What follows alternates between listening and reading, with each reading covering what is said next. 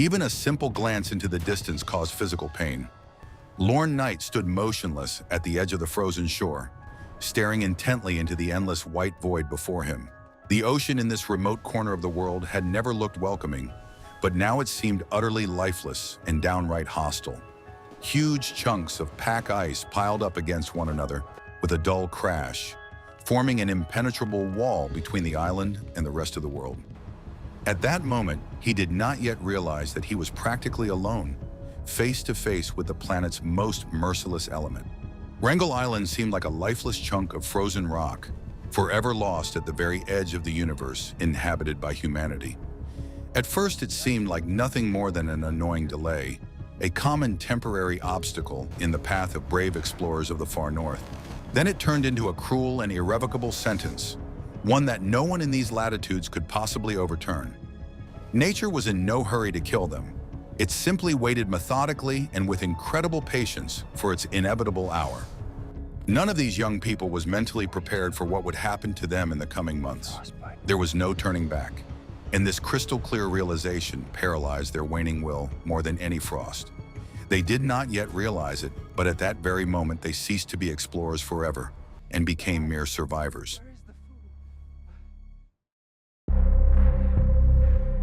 In the year 1921, the idea of conquering the inhospitable North seemed incredibly appealing and romantic to society. Young, daring men sincerely dreamed of great geographical discoveries and the resounding, enduring worldwide fame of pioneers. Alan Crawford, Lorne Knight, Fred Moore, and Milton Gall were brimming with youthful, inexhaustible enthusiasm. They agreed with great joy to set out for the distant island of Wrangel to establish a completely new colony there. Their small group was joined by a young local woman, Ada Blackjack, hired exclusively as the expedition's seamstress. The initiators of this ambitious campaign confidently assured the participants that life in the harsh Arctic would be a relatively simple task. The main plan was to subsist exclusively on locally hunted seals, walruses, and polar bears. The supply of provisions brought along was originally calculated for only 6 months of a peaceful and comfortable stay on the island. None of the organizers even entertained the thought of possible catastrophic changes in the unstable polar climate in the future. The young and inexperienced colonists sincerely believed in their complete invulnerability and their imminent triumphant return home with victory. Preparations for the long journey took place in an atmosphere of universal enthusiasm and joyful anticipation of a grand adventure. Tents, firearms, ammunition, and a modest supply of basic foodstuffs were loaded onto the ship. The crew was absolutely certain that the bountiful nature of the North would generously provide them with everything necessary for a long life. They read reports of previous successful expeditions, but completely ignored the stories that ended in tragic death. The contrast between their bright hope for success and the inevitable catastrophe that lay ahead was truly colossal. None of those standing on the deck even suspected how dearly they would pay for their naivety. They laughed, discussed grand plans for the future, and formulated bold hypotheses about the nature of the distant Wrangel Island. The ocean was calm, as if lulling them into a false sense of security before delivering its first crushing blow. During the voyage, the weather remained surprisingly favorable, which only reinforced their false confidence in success. The sun glinted brightly off the water's surface, and the scattered ice floes seemed merely a picturesque addition to the seascape. The crew spent a lot of time on the open deck, practicing shooting and preparing their equipment for the upcoming landing. They felt like true masters of the situation, confidently moving toward their long-planned great goal. When the dark outline of the rocky Wrangel Island finally appeared on the horizon, a joyful excitement took hold of the deck. The land seemed harsh, lifeless, and frighteningly empty, but to them it symbolized the beginning of a new, great era. They gazed eagerly at the snow-covered shores, already mentally building their warm and secure winter dwellings there. The island greeted them with thick fog and fine stinging snow, as if trying to hide its true scale and dangers. There was no turning back, and the mechanism of their future tragedy had been set in motion once and for all. The landing on the frozen shore was rushed, as the ship's captain was in a hurry to leave the dangerous icy waters. Crates of supplies, heavy tents, and fragile equipment were quickly unloaded onto the snow-covered rocky beach. The ship gave a farewell whistle, which echoed hollowly off the tall black cliffs and slowly turned back. 5 men remained standing on the shore, watching the only link to the familiar civilized world disappear into the distance. At that very moment, the story of their thrilling adventure ended, and the long tale of a deadly trap began.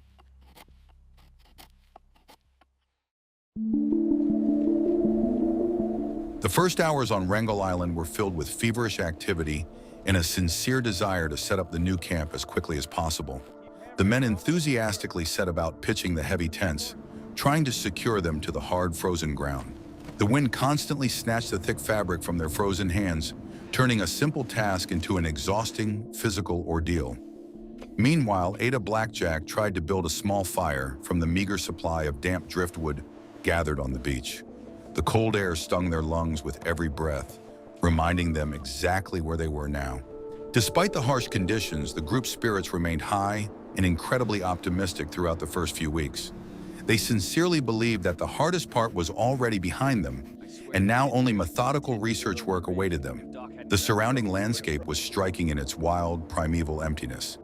Not a single tree, only rocks, snow, and the gray ocean. The horizon was always completely empty, offering the eye no familiar landmarks for comfort or reassurance.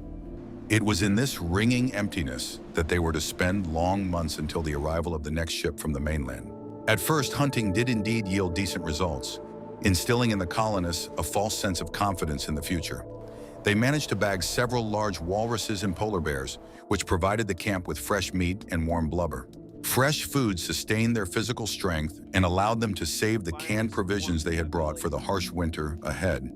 They rejoiced at every successful expedition, believing they had successfully conquered the wild and untamed Arctic wilderness.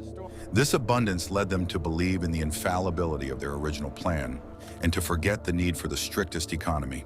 The days grew shorter and shorter, heralding the imminent arrival of the long, endless, and incredibly frightening polar night.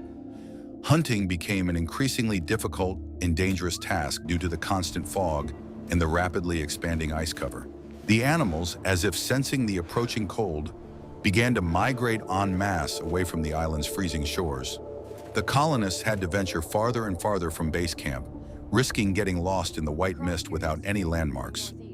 Fatigue began to gradually build up in their bodies, making every new movement heavy and reluctant. It was then, at the end of that first short summer, that they began to realize with alarm the true extent of their isolation. Contact with the outside world was completely lost the very moment the ship disappeared over the horizon. No one on the mainland knew of their current situation, their successes, their problems, or their rapidly dwindling resources. They were left entirely to their own devices in a place that was completely unsuited for human life. This realization did not yet cause open panic, but it had already sown the seeds of deep anxiety in their hearts. Ada Blackjack, being the only woman in the group, felt particularly vulnerable and lonely amidst the ice. She spent her days sewing and mending warm clothing for the men, trying to protect them from the approaching cold. Her fingers were constantly numb from the low temperatures, and her eyes watered badly from the acrid smoke of the ever-burning fire. She often stared for long periods at the empty horizon, thinking of her young son, left far behind on the mainland. For her, this cold island was not a place of great discoveries. It was simply a vast and merciless prison.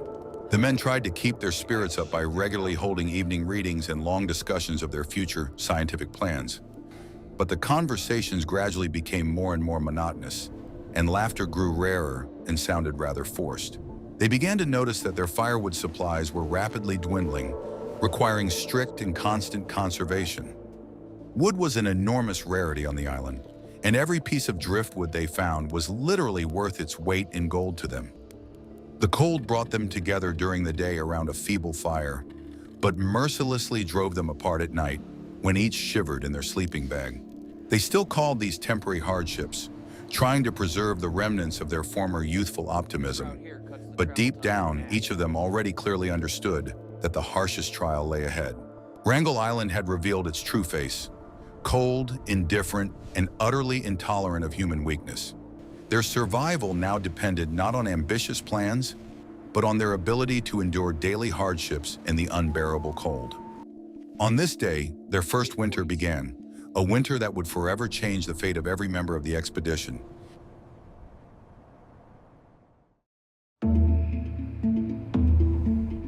The onset of the polar night plunged Wrangel Island into a darkness that seemed almost tangible and incredibly heavy.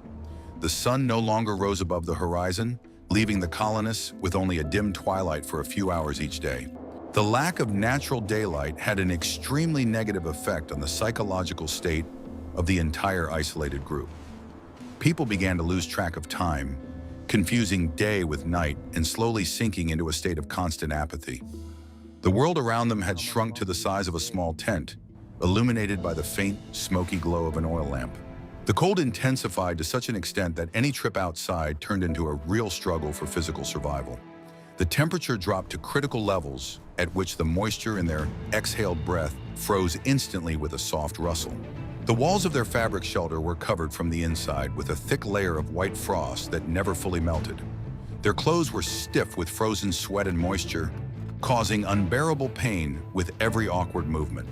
They expended enormous effort simply to maintain the minimum temperature of their freezing bodies. Meager food and constant cold began to rapidly destroy their young bodies, already weakened by the harsh climate. Physical weakness became the norm. Simple actions, like chopping ice for water, required long periods of rest. The colonists' faces grew gaunt. Their skin took on an ashen hue, and an expression of constant, suppressed pain settled in their eyes.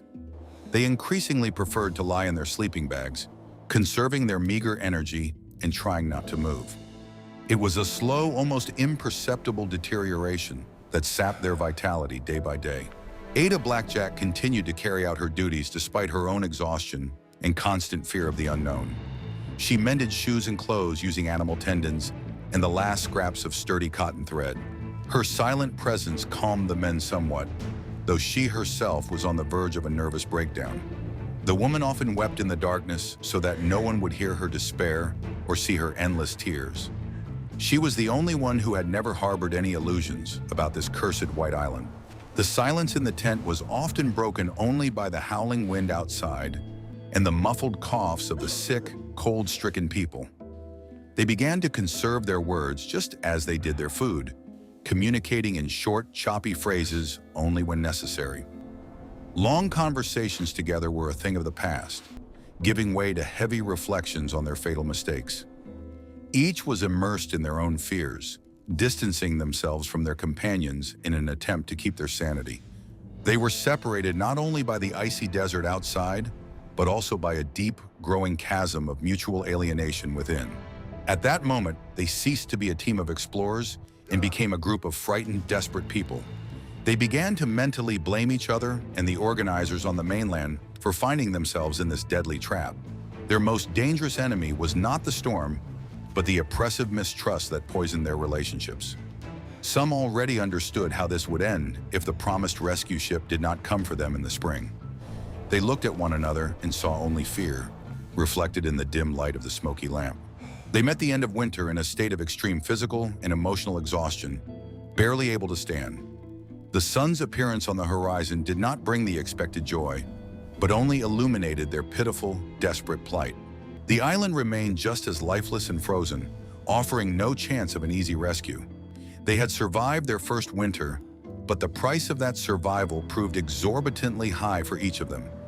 The real ordeal was only just beginning, and nature had no intention of giving them a respite.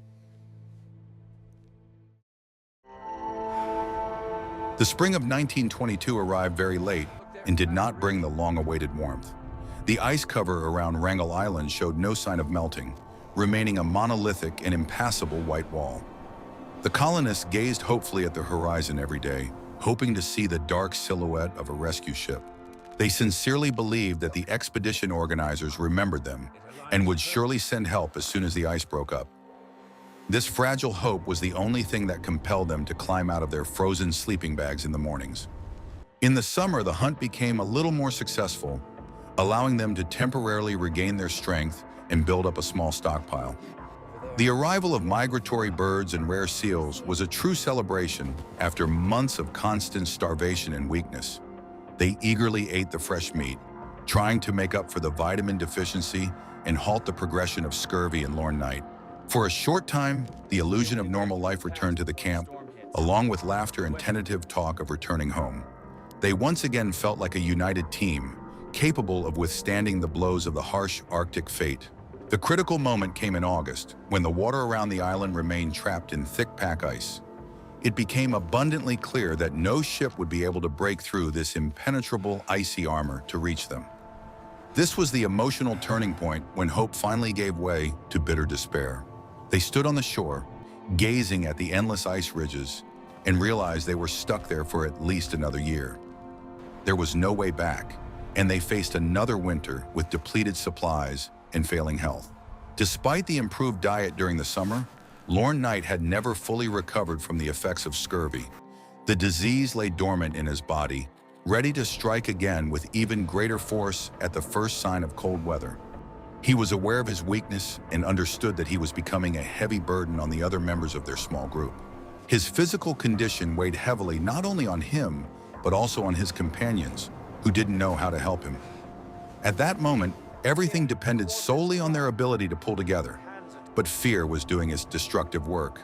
They began rationing supplies again, cutting portions down to the bare minimum, enough only to sustain their weak breathing. The daily routine turned into a joyless struggle for every piece of meat, obtained at great risk to their lives. Discipline began to crack. Petty quarrels broke out over the distribution of food and camp duties. Everyone understood supplies were not endless, and the instinct for self-preservation began to supplant what remained of civilized human behavior.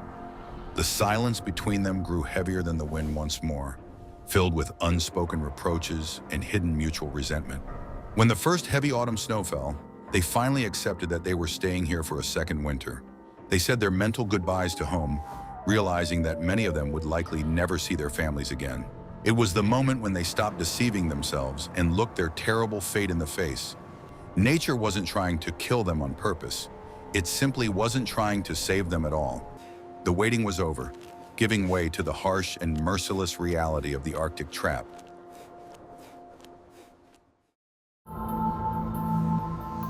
The second polar winter descended upon the island with double the force, as if seeking to punish the men for their audacity.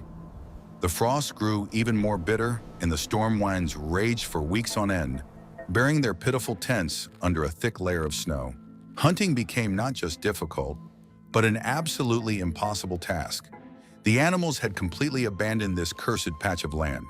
The days turned into an endless succession of suffering from the cold, hunger, and growing physical weakness. Isolation reached its absolute peak, cutting them off not only from the world, but also from one another. The meager remnants of canned food and summer meat were melting away at an alarming rate, despite the most extreme conservation of every gram. The men began to waste away before our eyes. Their bodies turned into living skeletons covered in dry skin. The weakness was so severe that even speaking in a whisper required a long rest and a chance to catch one's breath. They lay in the darkness, listening to the howling wind and their own ragged, labored breathing, awaiting the inevitable end. Hunger caused painful cramps in their stomachs and strange, terrifying hallucinations in their exhausted minds. Lorne Knight had finally succumbed. Scurvy had returned with renewed force, afflicting all his joints and internal organs. His body was covered in dark spots, and his gums had swollen so much that he could barely swallow even melted snow. He moaned constantly from the unbearable pain, but his companions were too weak to give him the help he needed. Ada Blackjack cared for him as best she could, giving him part of her already meager portion of food. She watched him slowly fade away, and the process instilled a chilling, primal terror in her heart. Once Fred Maurer tried to go out onto the ice in search of any food at all, but quickly got lost in the blizzard. He wandered for several hours, risking freezing to death, until he miraculously stumbled upon a tent buried in snow. This incident showed them just how vulnerable and helpless they had become in the face of the elements, without strength or sense of direction. Going outside had become tantamount to suicide, and they found themselves completely trapped in their cramped, frozen prison. The icy blockade was absolute and left them no chance of self-rescue. Relationships inside the tent became extremely tense. Any careless word triggered outbursts of unprovoked aggression. They began openly accusing each other of selfishness, stealing scraps of food and unwillingness to work for the common good. They looked at each other and saw not friends, but dangerous rivals vying for the right to take the next weak breath. The team had finally fallen apart, turning into a group of loners forced to die in a single cramped space. By January 1923, the situation had become absolutely unbearable and demanded radical measures. She had provisions left for literally only a few days, and hunting still yielded no results in this snowy wasteland. They sat around a faint fire, staring at empty tin cans, and realized that death was already at the door.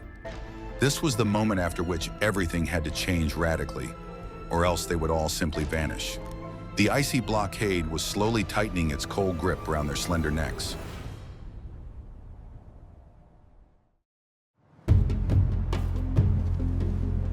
Faced with utter hopelessness and the looming threat of starvation, Alan Crawford made a difficult but necessary decision. He proposed that the group split up. Some would set out across the ice of the Chukchi Sea toward the shores of Siberia to seek help.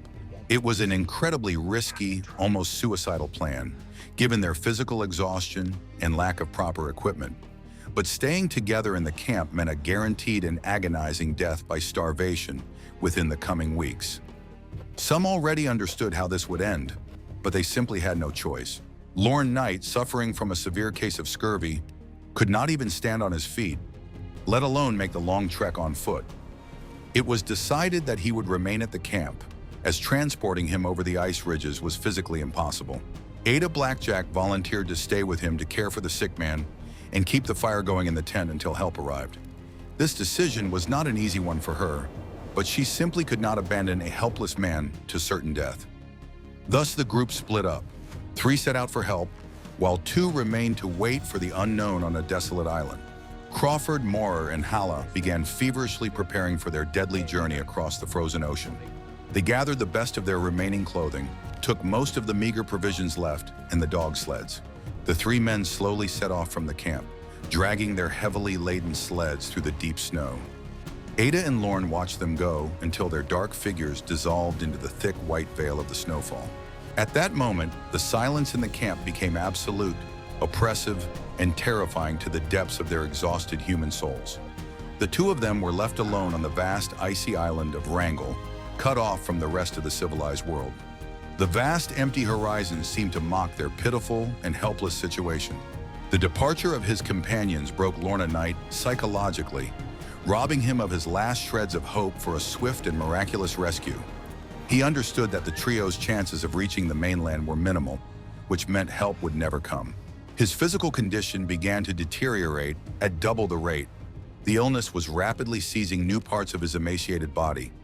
He rambled more and more in his sleep, calling out the names of his departed friends and recalling the warmth of his family home. Ada listened to this delirium with tears in her eyes, realizing her utter helplessness in the face of impending death. Left alone together, they were forced to cut back even further on their already meager daily food ration. Ada had to chop through solid ice herself to get water, which drained her last reserves of physical strength.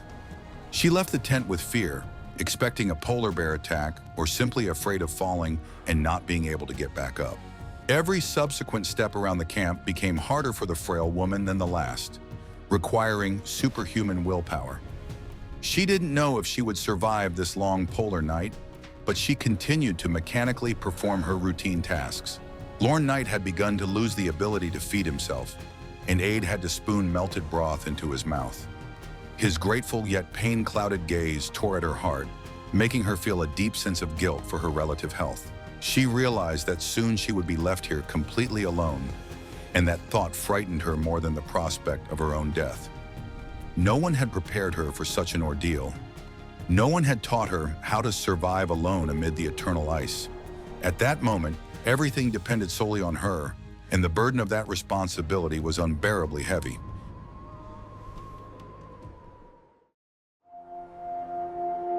The fate of the 3 men who left the camp in January 1923 remains the greatest mystery of all time.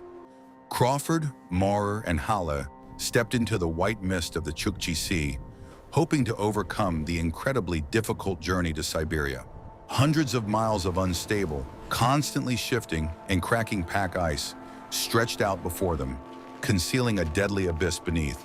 They had neither accurate maps nor sufficient provisions, nor the strength for such a massive journey. They pressed forward, fueled solely by pure adrenaline and the desperation of men doomed to certain death. From the very beginning, their journey was fraught with colossal, insurmountable physical hardships and constant risk to their lives. The sleds constantly got stuck in high ice ridges, requiring enormous effort from the exhausted men to free them from their icy captivity. The dogs, weakened by constant hunger, refused to pull the load, lay down in the snow and howled pitifully in the biting wind. Temperatures remained at critically low levels, freezing their breath and covering their faces with a thick layer of solid ice. Every meter they covered came at the cost of unimaginable suffering, bringing them not closer to salvation, but to death. They trudged through this icy hell, unable to rest properly or build a warming fire. Spending the night on the bare ice at temperatures below 40 degrees quickly robbed them of their last shreds of precious body heat. It is likely that some of them suffered severe frostbite on their limbs in the very first days, slowing down the group's already sluggish pace. The ocean beneath their feet lived a life of its own, constantly cracking the thick ice and forming wide pools of black water. They had to make huge detours to avoid these deadly traps, wasting precious time and their meager strength. It is quite possible that on one of those dark nights, one of them fell through the ice and sank to the bottom in an instant.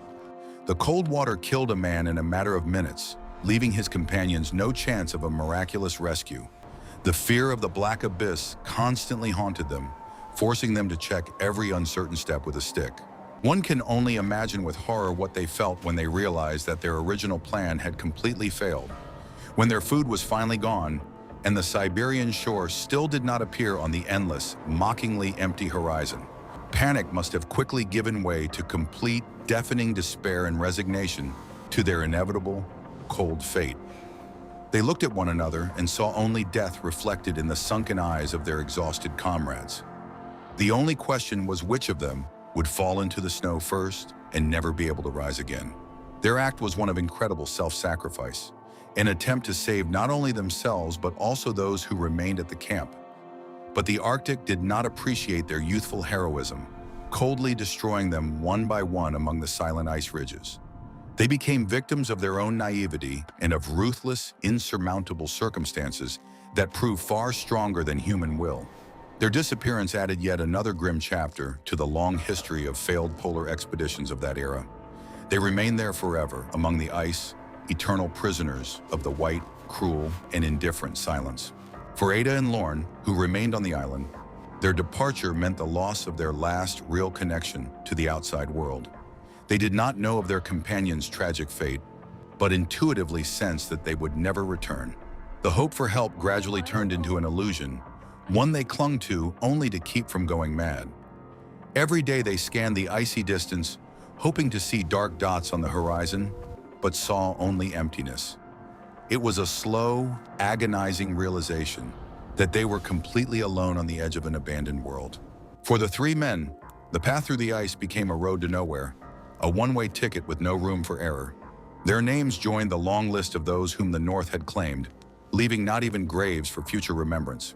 They believed that salvation was possible, but hope was powerless to change the harsh and objective reality of the polar climate. The ocean swallowed their ambitions, their fears, and their lives, leaving behind only a smooth white surface of fresh snow. And this terrifying uncertainty of their fate makes their story even more tragic and deeply emotionally harrowing. Meanwhile, at base camp on Wrangel Island, a tragedy of its own, no less terrifying and silent, was unfolding. Lorne Knight was fading with each passing day.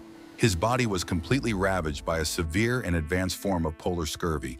He could no longer get out of his frozen sleeping bag on his own and was completely dependent on the frail Ada Blackjack.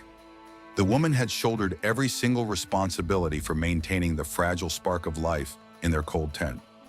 She was forced to become a hunter, a caregiver, and a woodcutter to prolong his and her own agonizing existence.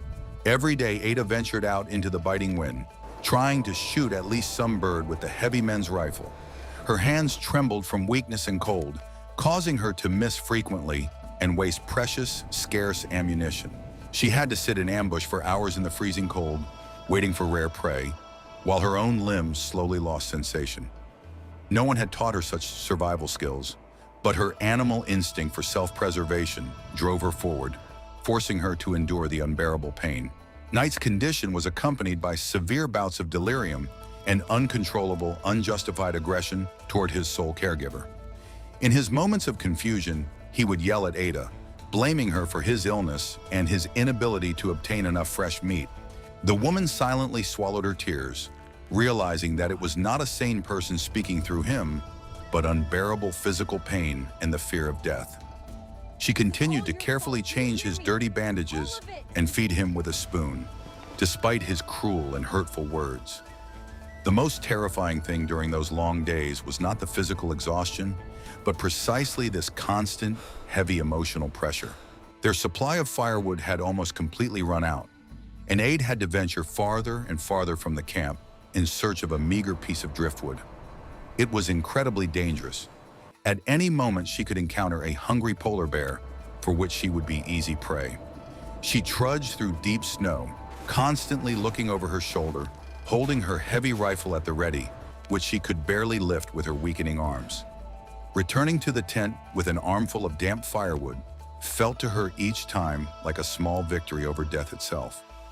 But this fire gave off only a faint warmth, incapable of warming their exhausted bodies, frozen to the bone.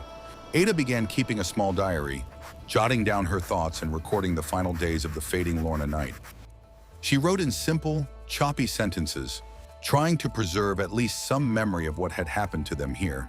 These brief entries reveal the incredible exhaustion of a person bearing an unbearable burden, yet unable to cast it aside. She did not complain about her harsh fate. She simply stated the facts of their slow physical and moral decline. These pages became the only silent witness to their terrible struggle against the indifferent and merciless Arctic wilderness.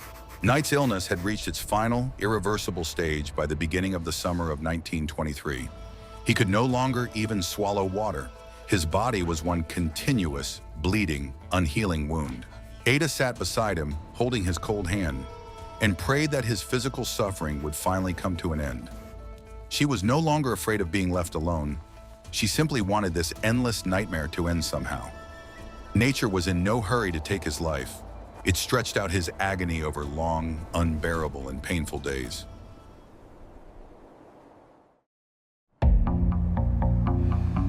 On June 22, 1923, Lorne Knight took his last labored, rasping breath. Ada Blackjack sat beside him in the semi-darkness of the tent as his disease-ravaged body finally relaxed forever. At that moment, she did not yet fully realize that she was left absolutely alone on this vast frozen island. The silence that followed his death was so thick and deafening that it physically pressed against her eardrums. It was the moment after which her life was finally and irrevocably transformed into a harsh, solitary struggle for survival, witnessed by no one. She couldn't bury him. The ground was frozen solid, and her physical strength had long since been completely exhausted. Ada simply built a small barricade around his body out of empty wooden crates to protect the remains from wild animals. She herself moved into another smaller tent, leaving the large shelter to the dead man, who became her eternal, silent neighbor. This forced coexistence with death could have driven anyone mad, but her psyche had activated powerful defense mechanisms. She simply blocked out all emotion, focusing exclusively on the simple, necessary mechanical actions required to sustain her frail life. She had to master on her own skills that had previously always been considered exclusively masculine and heavy physical labor. She learned to shoot accurately with a heavy rifle, repair broken equipment, and even build a small storage shed for the meat she hunted. The fear of starving to death forced her to overcome her own weakness and go hunting in any weather, no matter how bad. Every Arctic fox or rare bird she caught was a huge personal victory in this endless war against hostile nature. She survived against all odds, driven by a single desire: to see her sick son again someday. The most terrible ordeal for her was not the biting cold or chronic hunger, but rather complete, total isolation. Wrangel Island was dead. The horizon was always empty, and this knowledge weighed like a heavy stone on her fragile shoulders. She often caught herself thinking that the world might have ceased to exist altogether, leaving only this gray, snow-covered piece of rock. At times it seemed to her that she had already died and found herself in some cold, endless, and colorless purgatory. But the pain in her calloused hands and the gnawing sensation of hunger stubbornly brought her back to the cruel and objective reality. One night, a large polar bear approached her tent, drawn by the scent of her meager meat supplies. Ada woke to the loud snorting and heavy footsteps of the predator, which could easily have torn the thin fabric of her shelter to shreds. She grabbed her loaded rifle and, trembling with animal terror, fired into the air through a small gap in the thick canopy. The loud bang of the shot scared the beast away, but she couldn't close her eyes until morning, shaken by the ordeal. It reminded her of how vulnerable and defenseless she was in this wild world without a man's support. The morning of August 19th, 1923, began as usual for Ada Blackjack. A gray sky and a cold wind. She was going about her usual routine near the tent when, out of the corner of her eye, she caught an unnatural movement on the horizon. At first, she thought it was just another visual hallucination caused by extreme exhaustion and the constant, maddening wait. But the dark spot slowly grew, taking on the distinct shape of a real ship breaking through the heavy, massive ice. At that moment, time stood completely still for her, and her heart skipped several long, agonizing beats.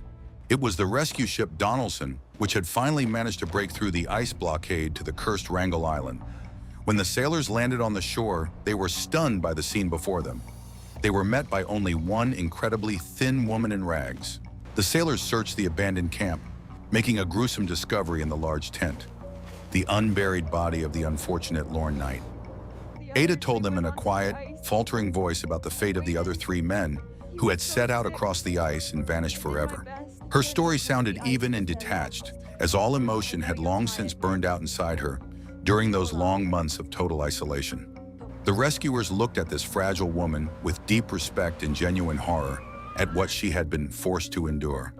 They realized that she had accomplished a true, incredible feat of human endurance simply by staying alive in that icy hell. Ada Blackjack returned to her son, but the shadow of Wrangel Island haunted her until the end of her long, difficult days. She spoke reluctantly of those terrible 2 years, trying to forget forever the cold, the hunger, and the all-consuming feeling of absolute loneliness. Her survival became a legend, but for her, it was a deep personal trauma from which there was no healing. She often woke up at night from nightmares in which she heard the sound of the wind again and saw the empty, lifeless horizon. The Arctic released her body, but forever froze a significant part of her tormented, battle-weary human soul.